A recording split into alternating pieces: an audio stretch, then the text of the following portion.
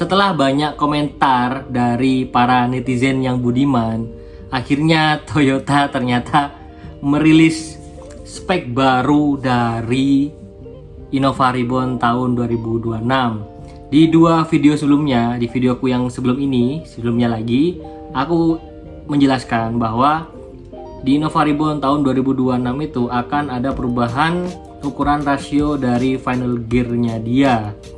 Yang awalnya 3,58 menjadi 4,55. Dari situ banyak pro dan kontra dari perubahan tersebut. Tapi kalau aku lihat banyak yang kontra dengan perubahan tersebut dan kayak banyak yang nggak seneng gitu ya. Karena mobilnya pasti akan lebih cepat naik RPM-nya, BBM-nya lebih boros dan juga lebih berisik juga kalau dibuat ngebut di jalan tol. Tapi positifnya kalau gearnya besar dia akan jadi lebih responsif, lebih bertenaga kalau ditanjakan. Tapi sebenarnya dengan gear yang kecil pun itu udah didapat gitu loh, gak perlu diperbesar tuh harusnya nggak apa-apa. Tapi karena di sebelumnya nih aku tunjukin ke kalian, takutnya ada yang bilang, wah bang, kamu nggak salah ambil referensi. Jadi kebetulan aku ada datanya. Sebelum aku bikin video aku cek di sini dia itu, kalau kalian lihat dia 4,555 untuk spesifikasinya dari Innova Reborn yang terbaru tuh, tipe G diesel situ. Dan aku ambilnya dari autoner.id ini. Dan bisa kalian lihat memang gak ada yang berubah ya, gak ada yang berubah kecuali final drive rasionya.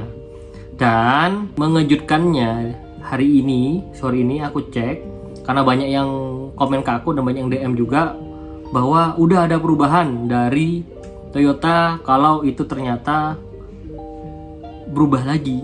Jadi rasio final drive-nya itu sekarang jadi balik ke 3,83. Jadi gak ada perubahan di final drive-nya jadinya. Aku nggak tahu ya, karena nggak ada pernyataan resmi dari Toyota kalau ini memang diubah lagi atau ternyata hanya typo, jadi tidak ada kejelasan. Tapi yang jelas untuk ini aku seneng sih, karena dengan gear yang lama itu Innova Reborn udah bagus banget. Dari responsifnya yang nggak terlalu lambat juga, turbonya juga yang nggak nge-lag, kemudian dibawa ngebut bisa, dibikin cumi darat juga bisa. Dan juga irit, itu yang penting, irit, karena Innova tuh dicari iritnya gitu loh.